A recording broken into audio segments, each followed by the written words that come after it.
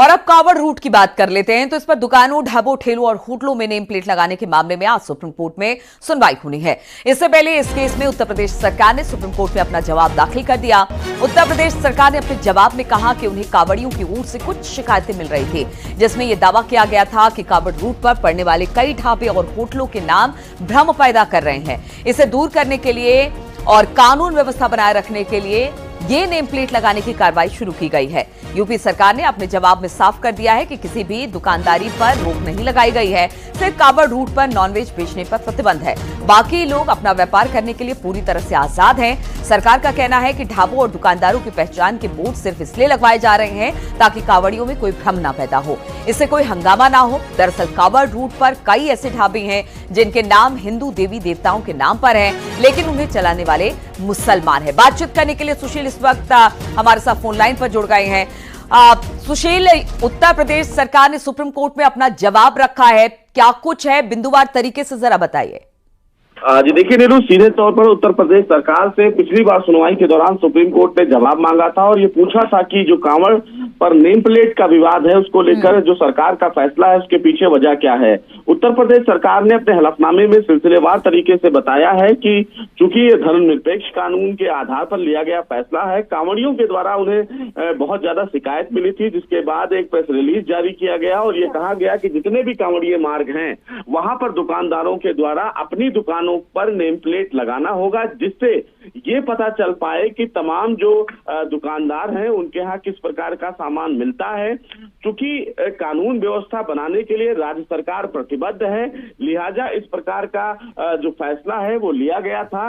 हालांकि supreme court में कहा गया है कि जो प्रेस रिलीज है उसमें किसी भी प्रकार से ये नहीं कहा गया है कि किसी भी के ऊपर इस फैसले को थोपा जाए, यानी कि स्वनिर्मित ये फैसला था जिस पर अपने आधार पर दुकानदारों को ये फैसला लिया जाना था। लेकिन जिस तरह से याचिका दाखिल की गई है और याचिका में यूपी सरकार के खिलाफ तमाम बातें बढ़ा चढ़ाकर की गई हैं, वो याचिका फिलहाल सुनवाई योग्य नहीं है। सुप्रीम कोर्ट उस याचिका को सिरे से खारिज करे।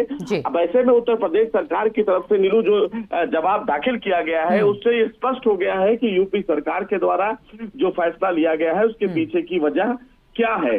सुप्रीम कोर्ट ने दो प्रमुख वजह बताई। एक तो हर किसी धर्म विशेष के त्योहार और उसके समुदाय की रक्षा करना सरकार की जिम्मेदारी है और संविधान उनको ये हक देता है। दूसरा कि प्रदेश में कानून व्यवस्था मेंटेन करने के लिए इस प्रकार के फैसले लिए गए हैं। तीसरा कि कांवड़ियों की जो शिकायत थी उन शिकायत के आधार पर धार्मिक भावना आहत न हो। सुशील, एक कल जनहित याचिका भी लगाई गई है जो कांवड़ियों के पक्ष में है, उस पर भी क्या आज ही सुनवाई होनी है?